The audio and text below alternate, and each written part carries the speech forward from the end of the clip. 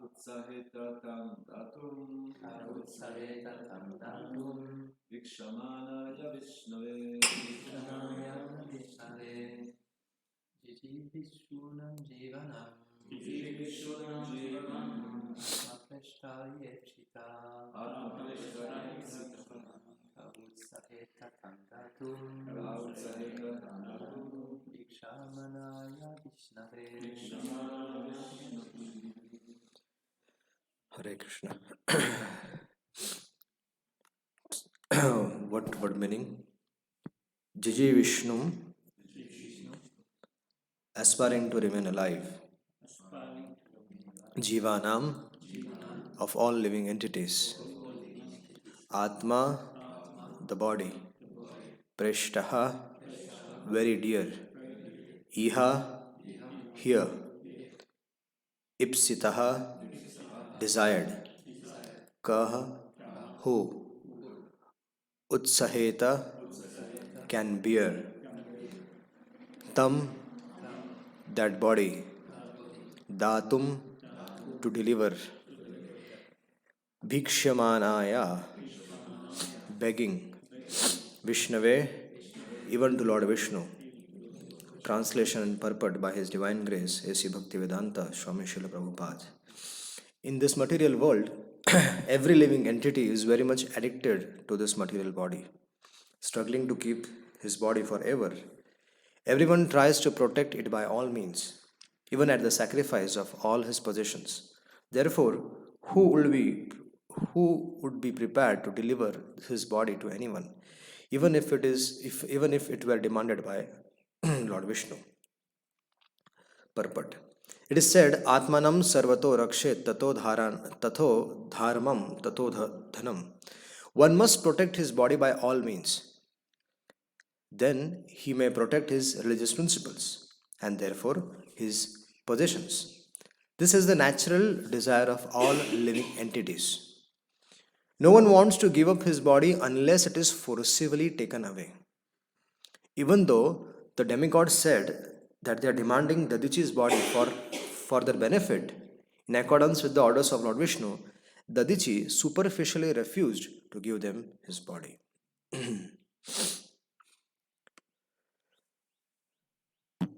Janmadiyasya yatanvayaditaratascarteshva abhignya swarad tene brahmaradhayadi kavaye muyanti yad surya tejo vari vradam yatha vinimayo yatra trisargo mrusha dhamna svena sada nirasta kuhakam satyam param dhimahi dharma projita kaitavatra paramo निर्मत्सराणां सतां वेद्यं वास्तवमत्र वस्तु शिवदं तापोत्रयनमूलनं श्रीमद्भागवते महामुनिकृते किं वा परेरीश्वरः सद्यो हृदयवृद्ध अत्र कृतिभिः शुश्रूषुभिस्तकशनात् निगमकल्पतरोर्गलितं फलं शुकमुखादमृतद्रवसंयुतं पिबत भागवतं रसमालयं मुहुरवो रसिका भुवि भावुका ॐ अज्ञानतिमिरान्धस्य ज्ञानाञ्जनशलाकया चक्षुरुन्मीलितं येन तस्मै श्रीगुरवे नमः मुखं करोति वाचालं पङ्गुं लङ्घयते गिरिं यत्कृपातमहं वन्दे श्रीगुरुं दीनतारिणं परमानन्दमाधवम्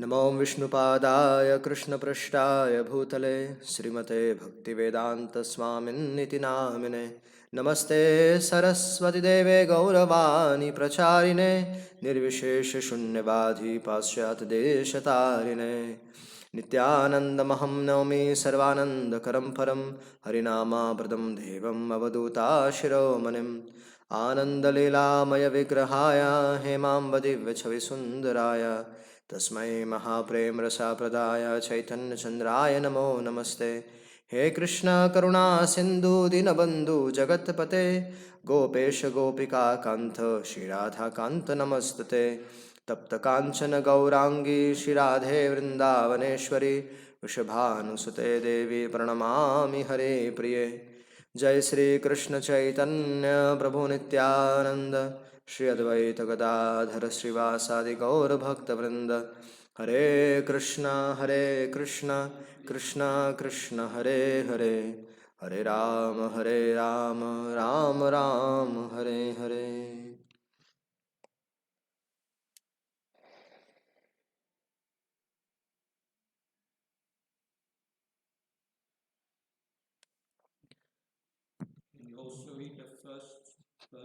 Yes. I wish to offer my respectful obeisances unto the lotus feet of His Holiness Bhakti Prabhu Maharaj and seek his permission to speak some Hari Katha. Hare Krishna Maharaj.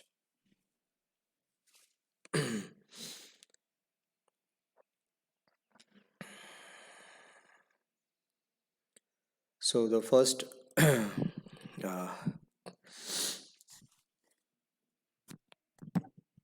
in Sri Badrayani Uvacha Indrameva Samadhisya Bhagavan Vishwabhavana Pashyantam Animeshanam Tatre Vantardhate Harihi.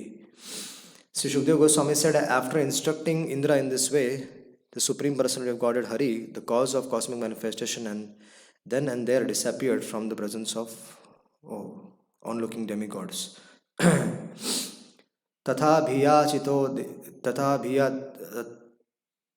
भियाचितो देवैर ऋषिर आथर्वणो महान मोदानाम उवाचेदम प्रहसन्नेव भारतः.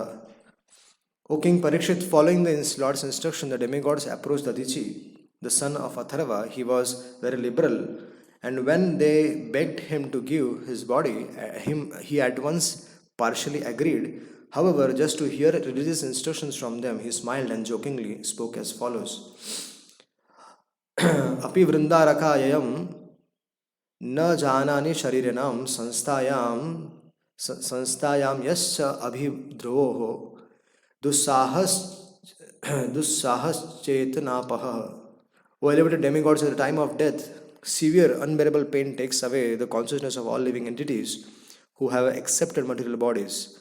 Don't you know about this plan? And then comes today's verse. In this material world, every living entity is very much addicted to this material body, struggling to keep his body forever. Everyone tries to protect it by all means, even at the sacrifice of all possessions. Therefore, who will be prepared to deliver this body to anyone, even if it were demanded by Lord Vishnu? Hare Krishna. So today we are going to discuss. We are first going to summarize give a background of this verse by summarizing last whole incident of Indra and Vritrasur, and then coming to today's verse, we'll be discussing about how uh, how this body is very difficult to give up, and what actually means, what actually liberation means. Does liberation means the deliverance of the subtle body, or the liberation, the deliverance of the gross body? And after that, we will try to see the lives of 13 devotees, how they left their bodies. Hmm? Because very important that since we are discussing, since devatas are coming and asking Dadidi Rishi about body, so let us see how different devotees attain perfection. Hare Krishna.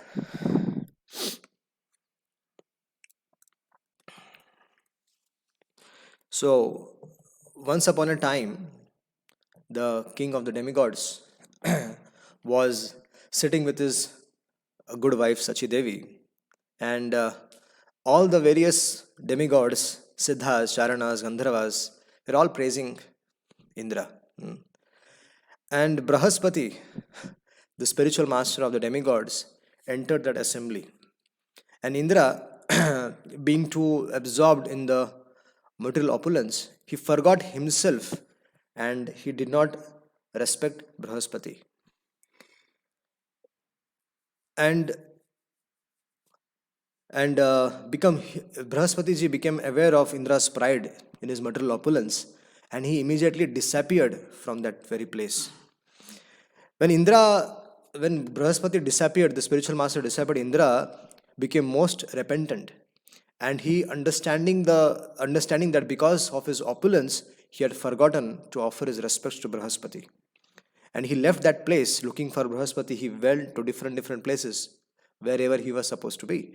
And he wanted to beg pardon from his spiritual master. But Brahaspati, to teach Indra a lesson, he disappeared from the vision of everyone. Now, because of this disrespectful behavior of towards his spiritual master, Indra lost all the opulence. Indra lost everything to the demons. And the demons very easily defeated Indra. And Indra's throne was occupied by the demons. So King Indra, along with the demigods, he went to Brahma. And understanding the situation, Brahma chastised the demigods that why are you like that? You are so puffed up that, but you should at least respect your spiritual master. Who is your protector? Who is taking care of you? Who is instructing you? You should not disrespect the spiritual master. So Indra said, what should we do now? So following the Indra's order, they accepted Vishwarupa, who was a Brahmana, the son of Twashta, as their spiritual master, as their priest. And then they performed yajna under the priesthood of Vishwarupa, and they were again able to conquer the demons.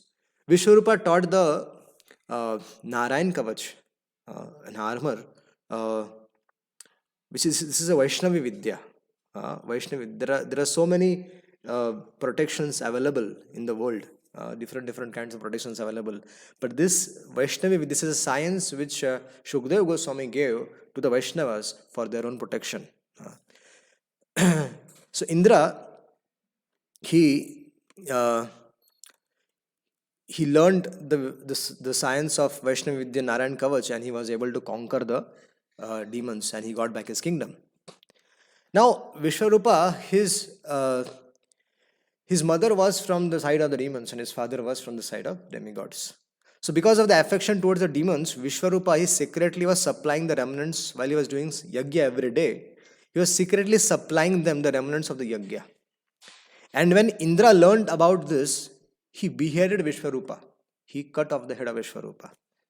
Now see, you have to see the consciousness of a personality like Indra. Because of because of the opulence, he became so puffed up that he disregarded the spiritual master. He disobeyed the spiritual master. And now when he was crying, then he was lamenting. Then again, Indra got the position, and now who Vishwarupa helped him, and now he is cutting off the head of Vishwarupa.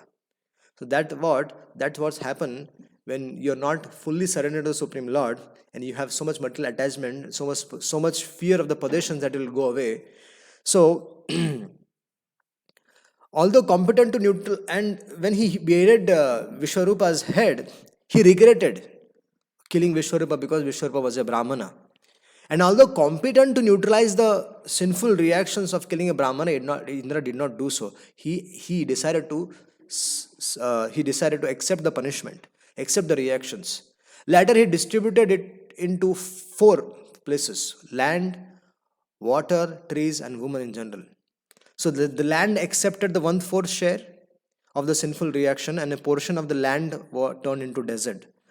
The trees all were also given 1/4 of the share of that sin committed, and therefore the trees, they drip the sap, and which is forbidden to drink.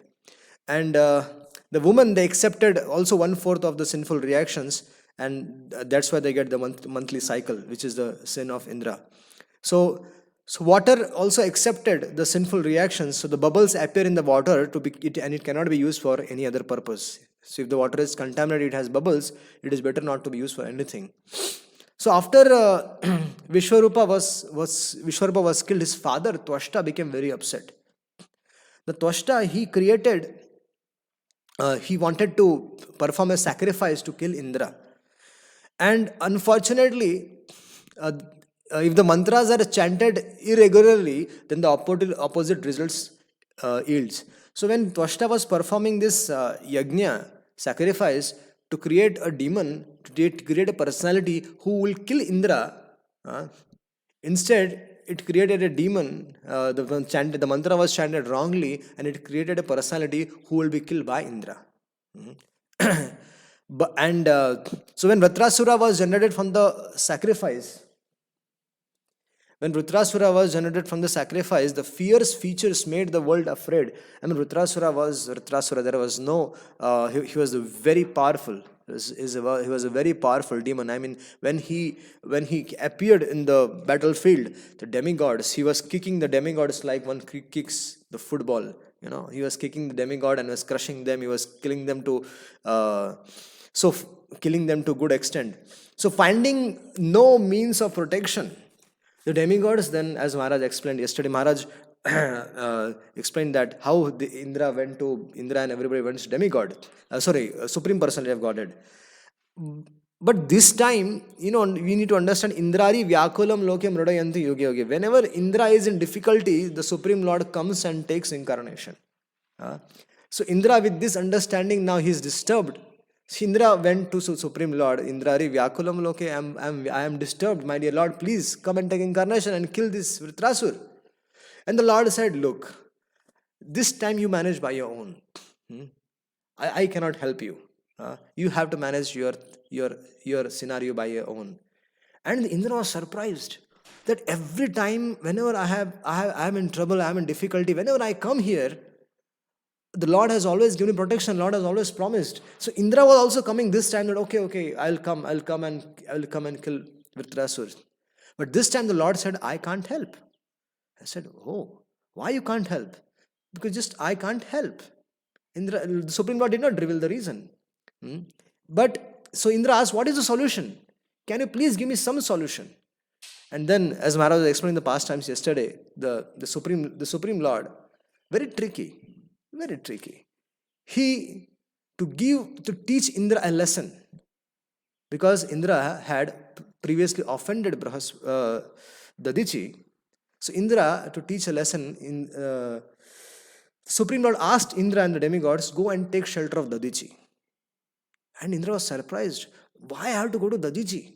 There is no other person in the whole world who can help me. No, it's only Dadichi. And go and ask him to give up his body. Only then there is some.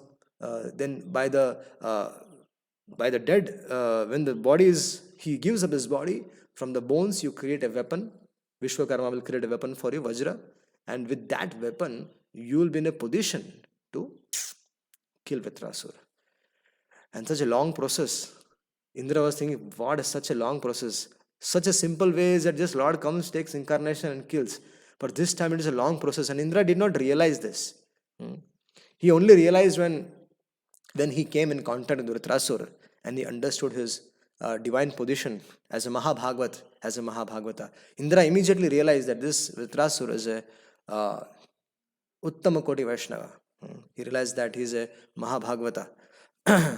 So then, uh, then we come to this today's discussion. How he goes to Indra, he goes to Dadichi Rishi. Indra goes along with the demigods to Dadichi Rishi, and in a very humble state of mind. Pranadapi suni chena taroriva sahishnam amanina manadena kirtaniya sadahari. So Indra was folding his hands and going and begging to the Rishi. Which Rishi? As Maharaj explained yesterday, the rishis whose head was cut off by Indra. So Krishna made arrangement that he should go and surrender to that personality. So we have to be very, very careful in our dealings with the Vaishnavas. Very, very careful.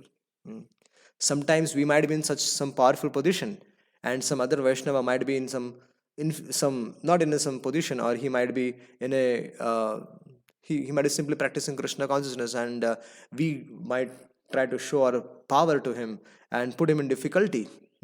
But time is very, very powerful. Time is very powerful, and with time things can change. And here, look, the time has changed. Indra, the demigod, the king of the demigods, is coming and begging to Dadichi Rishi. So we have to learn from this that how careful we have to be in our dealings with the Vaishnavas. We should never criticize them. We should never offend them by any reasons. And if they are simply practicing, they're simple devotees practicing Krishna consciousness, then we should encourage them. Actually, there is a verse, Gunadikan Mudam Lipset Anukroshan Gunadhamat Maitrin Samanat Anvishirinat Apara Bhuyate. How we can free ourselves from the envy. Maharaj was discussing yesterday about the most important aspect of our life is how to get rid of this envy. So Narad Muni instructs Dhruv Maharaj that when we see somebody who is superior to us, we should joyfully welcome him. When we see somebody inferior to us, we should try to help him, to bring him to the platform wherein at least we are in. And if we meet who are equals to us, we should try to become friends with him. So this is the way one can actually deal with our problem of envy, and we can always remain happy in this world. So so Dadichi Rishi superficially refused. He said, I can't. How can you ask me to give up my body? And if you ask anything, any of my possessions, I can give you. But you're asking me to give up my body. Come on, Indra. You all demigods, do you know what pain one has to go through while giving up his body? So Dadichi Rishi was making a point. He was he attached to his body? No. He was very happily was willing to give up his body because the Lord wanted it. The devotees are also, we'll see today in our discussion, the devotees are they're not so attached to the body. But to test Indra, to hear some religious principles from them, to hear some shastras, hear some nectarian Harikatha, the glories of the Lord and his devotees, Indra was requested that please speak something. So for that reason, Dadichi Rishi said, I am not so interested in giving up this body. And then gradually from tomorrow's verse, Indra will the devatas will start glorifying and saying something which will impress our Dadichi Muni. So a Krishna conscious person is not afraid of giving up the body because his position is always eternal. A Krishna conscious person engages in the loving service of the Lord eternally. Therefore, as long as he lives in the body, he is happy to engage in the loving service of the Lord. And when he gives up his body, he is situated also permanently in the service of the Lord. So the saintly devotees who are always free and liberated, the saintly devotees are always free and liberated, they do not so much attached to this body. Whereas the karmis who have no knowledge of spiritual life and the transcendental loving service of the Lord are very much afraid to give up this rotten material body. If you see from the Ajamil's incident, that Yamadutas they came and they had the Yamadutas they were having a rope, pasha, and that pasha was to take out the soul from that body. They have to drag the soul because the soul is so attached to the body. That's why it is called as dehi. Uh, because he's attached to the deha, it is called dehi. Because it also uh, it accepts the body, dehi, and that's why it is very essential that when the Yamadutas they came, they have to separate the soul from the body. That's why they bring this rope and they drag the soul out of the body. So although the root of distress and happiness is what? In this material world. So the root of distress and happiness in the material world is the mind, intelligence, and false ego. And so a gross body is still required as an instrument for enjoyment. If we see the nature of the gross body, is still required for the subtle mind to enjoy. So the gross body may change, but the subtle body always continues to act. In fact, before we leave our current body, our next body is already formed. It's already especially for the devotees, they attend the spiritual world, but for people in general, their next body is already formed before they give up this body. So unless the living entity gets another gross body, he will have to continue in the subtle body or ghostly body. One becomes a ghost when the subtle body acts without the help of the instrumental gross body. Like Dundukari. Dundukari, he was killed by his 5 prostitute wives. So Dundukari became a ghost and he was wandering here and there. He was not getting any gross body. So Gokarna, he performed Shraddha for Dundukari, and but that Shraddha did not work from him because the sins committed were so huge that the Shraddha sacrifice was useless. So when Gokarna came back home and he was spending his time in that home where Dundukari died, Dundukari manifested in front of him and he was in a ghostly form. So unless the living entity gets another gross body, he will have to continue in the subtle body. And because of premature death, he he did not get the gross body and he was in the ghostly body. And when one becomes a ghost, one becomes a ghost when the subtle body acts without the help of the instrumental gross body. And Gokarna was able to realize that he needs some help. So he asked him, "Who are you?" But he was not in the position to speak. So he sprinkled some purified water, and that's what he got the strength to speak. At that time, Dundukari told, I am your brother. I am your brother, Dundukari, Gokarna. Please deliver me." But he said, "I performed Shraddha sacrifice for you at Gaya." He said, "Even if thousands of such sacrifices are performed, it is not going to help me." And then Gokarna, actually he was very puzzled how to solve this problem, and he invited all the scholars all around. He invited them the next morning, and they had a discussion of how can we deliver Dundukari. But after going through all the scriptures, they came to conclusion that if performing Shraddha sacrifice at Gaya cannot deliver him, it is very difficult. But all of them advised, why don't you take shelter of Surya Narayan, Lord Surya? And because he is the witnesser of the activities of all the living entities. So Gokarna, he was a very powerful devotee. So he stopped the gati, he stopped the movements of the sun god, and he requested the sun god, "My dear sun god, you know Dundukari's position, you know Dundukari's situation very well. You are the witnesser of his activities. How can we help him?" At that time, Lord Suryadev, he instructed Gokarna that please take shelter of Srimad Bhagavatam and recite the entire Srimad Bhagavatam which Shukdev Goswami has recited to Maharaj Parikshit, and Dundukari will attain perfection. So from the subtle subtle body as a ghost. He heard the entire Srimad Bhagavatam from Gokarna for 7 days. And from the ghostly body, he was transformed to a body of an associate of the Lord. So that is the glories of Srimad Bhagavatam. Srimad Bhagavatam is so potent that it can deliver a ghost from the cycle of birth and death. But we need to understand the difference lies in the hearing Srimad Bhagavatam, with how much faith, how much devotion we have, and with what the quality of hearing Srimad Bhagavatam, and after hearing Harikatha, how much are we able to meditate on that subject matter. It's all important.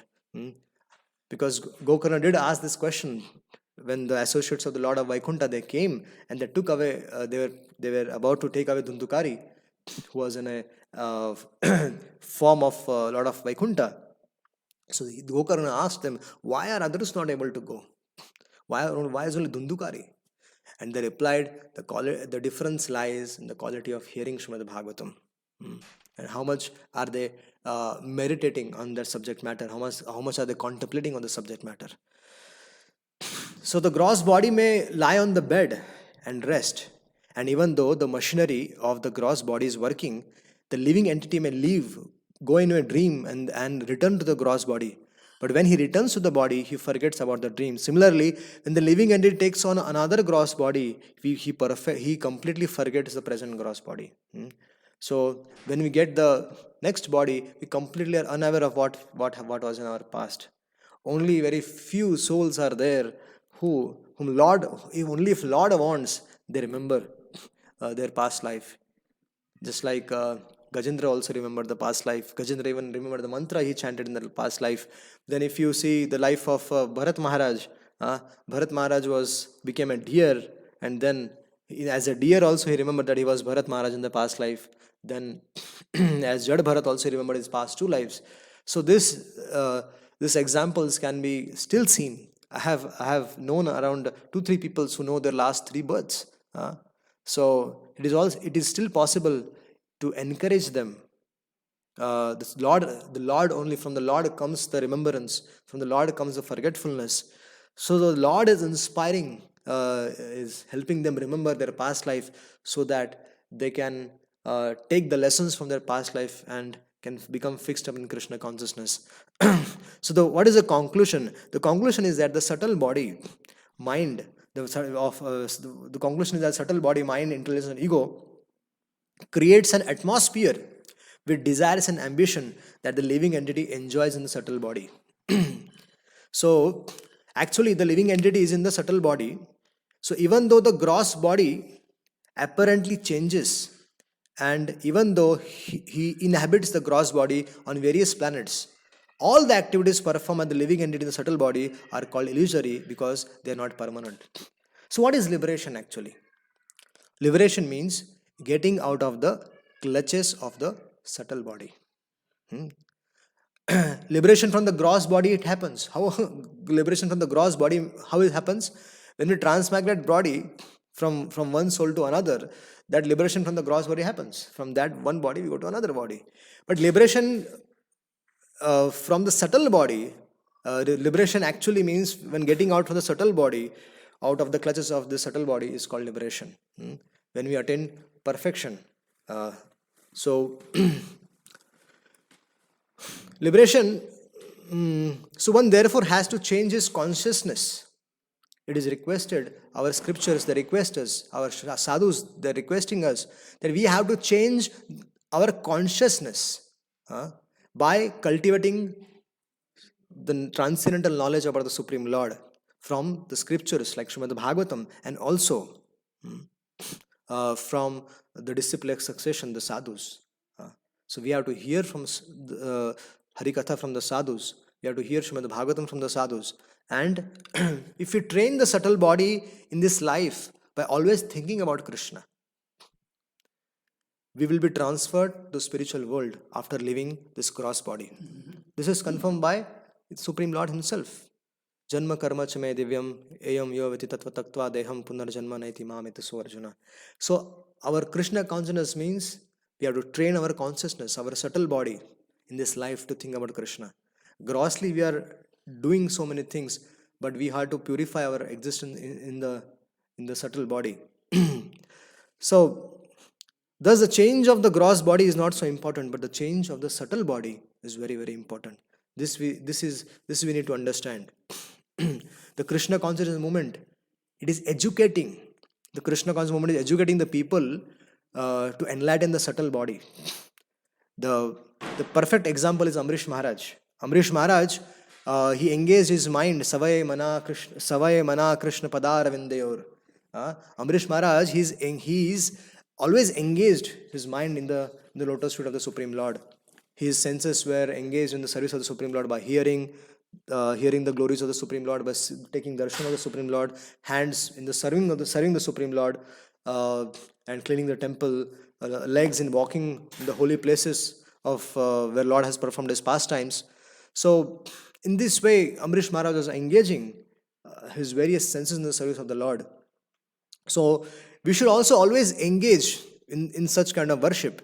If we engage our speech in describing the Lord and our ears in hearing about his pastimes, and if we follow the principles which our founder Acharya has given, regulative principles, actually this is very important. This is actually tapasya. The 4 regulative principles are the tapasya which are given to us.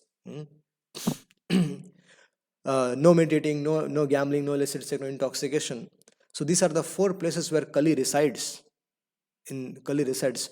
If these regulative principles are broken, then you'll always see that the person is always disturbed, always quarreling, or his life is influenced by the Kali Yuga. So that's why Srila Prabhupada said, stay away from these 4 things and practice your Krishna conscious life of hearing Shravanam, Kirtanam, Vishnu Smaranam, Archanam, Vandanam, Dasam, Sakhyam, Nivedanam. It's very simple. And in this way, we can purify our existence and we can attain perfection in his life. So, if you see devotees who have perfected their life, how have they perfected their lives? Pitamaha Bhishma. Pitamaha Bhishma, he had a boon that he can leave his body as per his will. But how did he choose to give up his body? He chose to give up his body only after seeing Yudhishthira Maharaj become the king of the whole world. Because his duty was to make sure that Hastinapur is very well protected. Because Hastinapur, Delhi, was the capital of the whole world. And the king sitting there, if he is the follower of Dharma, then whole world will be follower of Dharma. So when Bhishma Pitama, he was on the side of the Kauravas fighting against the Pandavas, but he was also one of the personalities who helped establish Yudhishthira Maharaj on the throne. And his desire was to leave his body in front of the Supreme Lord. So Lord, he made such an arrangement then where Yudhishthira Maharaj was bewildered. Yudhishthira Maharaj, after the war was over, Yudhishthira Maharaj was not willing to accept the kingdom. And he refused to accept the kingdom. He said, I don't wish to. So Lord Krishna was trying to console him. I mean, you did everything right. What did you do wrong? So Krishna was trying to pacify him. Vedavyas was trying to pacify him. Dhaumya Rishi was trying to pacify him. All of them were trying to pacify Yudhishthira Maharaj to accept the kingdom. But Yudhishthira Maharaj was refusing to accept the kingdom. I said, I won't accept.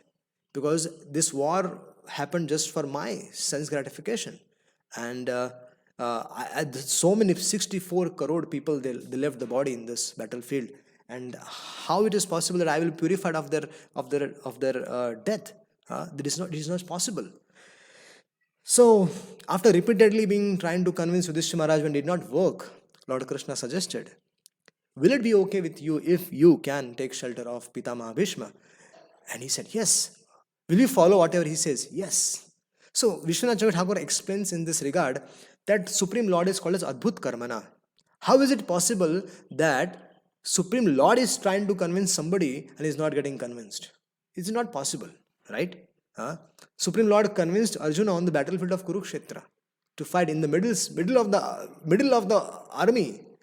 Lord convinced Arjuna in 48 minutes that come up and fight. So Lord is so powerful. He is Charachara Atma. He resides in the heart of every living entity. And he is the Supreme Lord. If he is not able to convince others, is he a failure? No. Supreme Lord is called as Adbhut Karmana. In this case, from outside, he was trying to convince Yudhishthira Maharaj, but as super soul from within, he was not allowing Yudhishthira Maharaj to accept the instructions of Vedavyas, Dhaumya Rishi, and himself. So Vishwanath Thakur is saying this, that this is all Lord's Adbhuta Leela. And when Bhishma Pitamaha Bhishma, when Lord said, let us go to Pitamaha Bhishma, he agreed immediately. So they all went. They heard the instructions from Pitamaha Bhishma about how, about Dan Dharman, Moksha Dharman, Raja Dharman, so many instructions Pitamaha Bhishma gave. And when he taught sufficiently how one should rule as a king, when Pitamaha Bhishma gave these instructions to Yudhishthira Maharaj, he took the darshan of the Supreme Lord in front of his eyes. The Lord came there simply to give darshan to Bhishma Pitamaha, because it was his desire, Pitamaha Bhishma's desire, that he should leave his body in front of the Lord.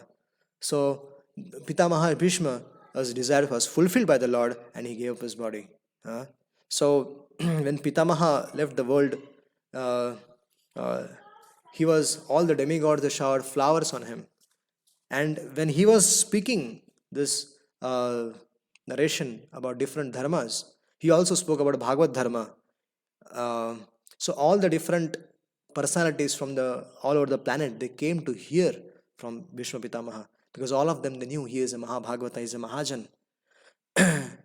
If you see in the life of Pandavas, when Lord Krishna departed from the world, they also decided to give up. Yudhishthira Maharaj decided there is no point in continuing in this material world. And he also saw the symptoms of Kali Yuga being manifested to the fullest. So he decided that to give up his body. So all of them, all the 5 Pandavas, they went to the north and they gave up their body. This is called as Mahaprayan. Then Vidura and Dhritarashtra. Very interestingly, the life of Dhritarashtra ended in a very auspicious way, because he had a brother called as Vidura. And Vidura took Vanaprastha. He took sannyas actually. He took sannyas, not Vanaprastha. He took sannyas. He went and took shelter of Maitreya Rishi. And after hearing from Maitreya Rishi about the transcendental science of the Supreme Lord, he realized that his brother is so attached to the household life and is still under the shelter of the Pandavas. So Vidura, although he took sannyas, he came back, he gave instructions to Dhritarashtra Maharaj, he brought him out of illusion. And this time, when Vidura was talking instructing Dhritarashtra Maharaj, it did not fall on the deaf ears. He was able to understand that because he did not have Asat Sangha.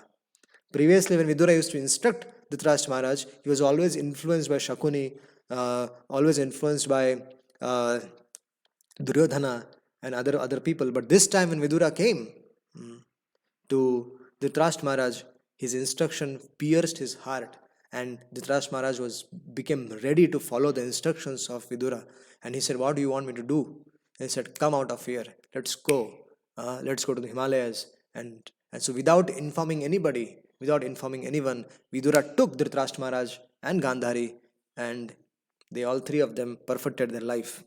If you see the life of Parikshit Maharaj, how he gave up his body. Parikshit Maharaj was cursed to die in 7 days. Did he die of the curse? No. He did not die of the curse. Parikshit Maharaj was a devotee right from his birth.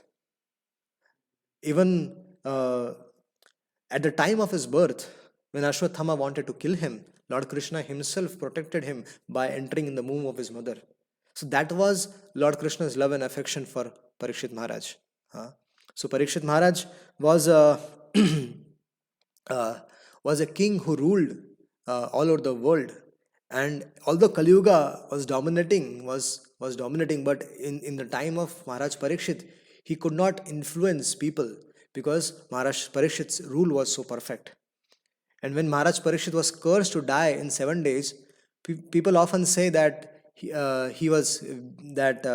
Kali influenced Maharaj Parikshit to commit such a mistake, and he put a dead snake on the Rishi's neck. But it is not so. Our acharyas, they don't accept it. They don't accept this.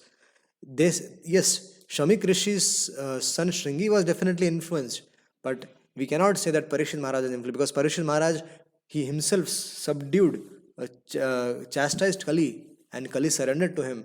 So Kali could not show his effect on Parikshit Maharaj. Yes, he definitely influenced uh, Shringi, and from there the downfall of Brahmanical culture began. From the time when Shringi cursed Maharaj Parikshit, the greatest of all the Vaishnavas, from that time onwards, the downfall of the Brahmanical culture actually began in this age of Kali. So Parikshit Maharaj, when he realized that he had only 7 days with him, he was very pleased, very happy. How to accept the news of the death? Very happily. And what did he do? He gave up all his possessions. He gave up all his possessions, all his kingdom to his son, all his possessions, and he wore a simple dress of a sadhu. And he started walking straight to the river Ganges.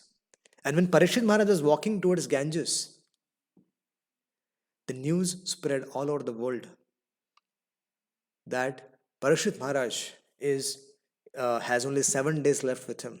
So many great personalities who had a relationship with Parikshit Maharaj and who knew him, and some of them, they came to know now what Lord Krishna is going to do. He is not physically present. When he took birth, Lord Krishna protected him himself. Now what is he going to do? Some came with this, and some came out of this inquisitiveness. Some came to bless Parikshit Maharaj. Some came to give their good wishes. So all of them, they came and descended there on the banks of river Ganges. And Parikshit Maharaj asked 2 questions to them, all the saintly persons.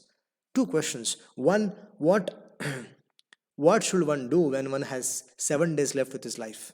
And secondly, what should one do when he has, what should one do on everyday basis? So these 2 questions were asked by Parikshit Maharaj.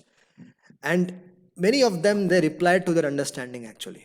They did reply. Some of them said, do charity. Some of them said this. Some of them said, do that. But while this discussion was going on, there Vyasanandan Shukadeva Goswami comes there on the scene. And as soon as Shukadeva Goswami comes there, all these great personalities who were thousands and thousands of years old, they stood up with great respect after seeing Shukadeva Goswami. And many of them, they knew there that Srimad Bhagavatam is going to be spoken, and that's why they also came to hear Srimad Bhagavatam. So Shukadeva Goswami, as soon as Shukadeva Goswami arrived there, all these great personalities stood up and they requested Parikshit Maharaj, go and take shelter of Shukadeva Goswami. Lord Krishna has sent him to save you. So Parikshit Maharaj goes, surrenders to Shukadeva Goswami. He worships him duly, very nicely, and he gives him an elevated position, and he sits down underneath his lotus feet, and he asks Shukadeva Goswami the same 2 questions. And Shukadeva Goswami pleasingly smiles, seeing Parikshit Maharaj, and he answers for both of her questions is Srimad Bhagavatam. So Parikshit Maharaj hears the Srimad Bhagavatam for 7 days, and after purifying his subtle body, gross body, everything, after hearing the Srimad Bhagavatam day in and day out, nothing is left. If 1 hour of discussion purifies our existence to very good level, imagine if we discuss this Srimad Bhagavatam for 7 days and 7 nights, we will be completely purified. So Parikshit Maharaj, after he heard the entire Srimad Bhagavatam from Shukadeva Goswami, he requested Shukadeva Goswami, Anujani himam brahman vasam yasyami adoksaje mukta kama shayam cheta praveshya visrajami asun. He said that Gurudev, Shukadeva Goswami, by your mercy I am able to fix my mind unto the lotus feet of the Lord Adokshaja. So I want that you please give me permission so that I can give up my body, thinking of the lotus feet of the Lord. And Shukadeva Goswami gave him permission, and Parikshit Maharaj gave up his body. And just like a person's relatives, they burn the dead body of a person. Similarly, Takshak, the snake bird Takshak, came as per the curse, and he came and he burned the dead body of Parikshit Maharaj. But Parikshit Maharaj already attained perfection.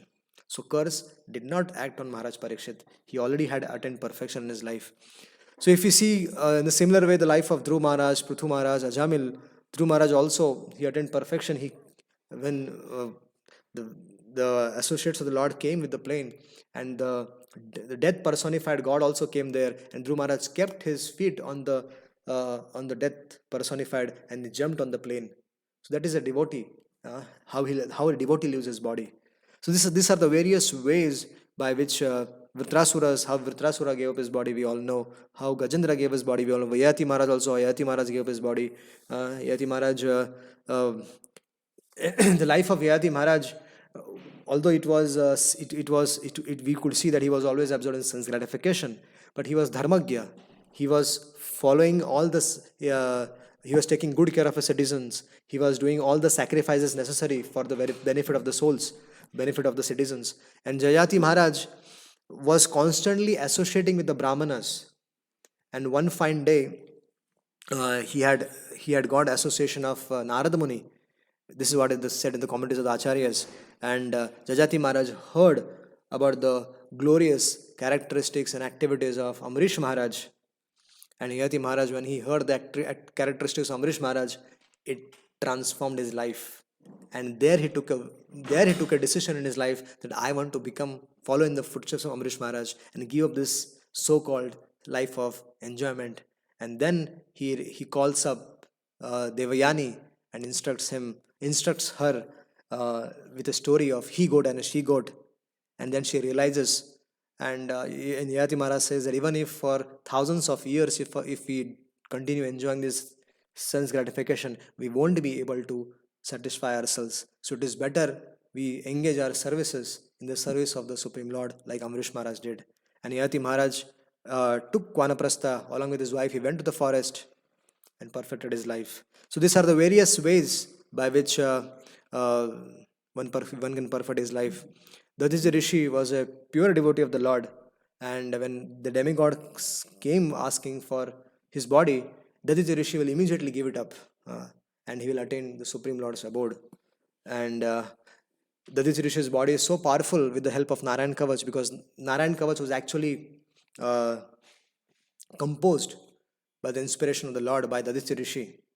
And by chanting the Narayan Kavach, Dadhiji Rishi's body was so powerful that the weapon which was made was still today Indra is using that weapon.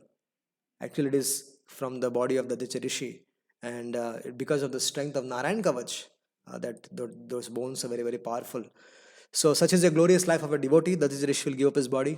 And so all of us have to also contemplate on how we planning to give up our body, with our material desires within our heart, or with a purified consciousness, with our body, minds and actions completely serving the Supreme Personality of Godhead, and remaining absorbed in hearing, reading and speaking about the glories of the Lord. It's all up to us. How are we going to live our body? The Lord's mercy and the sadhu's mercy is always there. The sadhus are always there on the planet. They're always there. They're always there to instruct us. But how are we taking their instructions and how are we utilizing it to our fullest? That's up to us. Hare Krishna. Thank you very much. Hari Hari.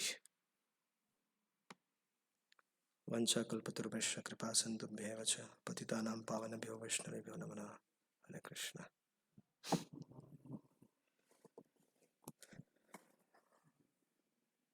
Thank you, Maharaj. Hari Hari ग्रंथराज Shrimad Bhagavatam की समवेत गौर भक्त वृंद की जय.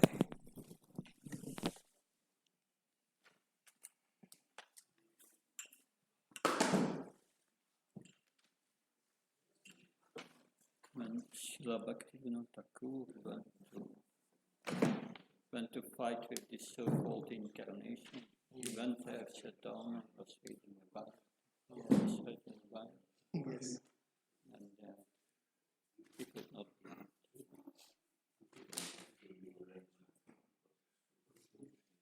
Please forgive me, Maharaj, if I have said something palatable.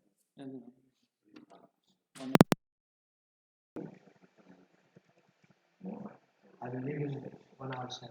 Yeah. Be around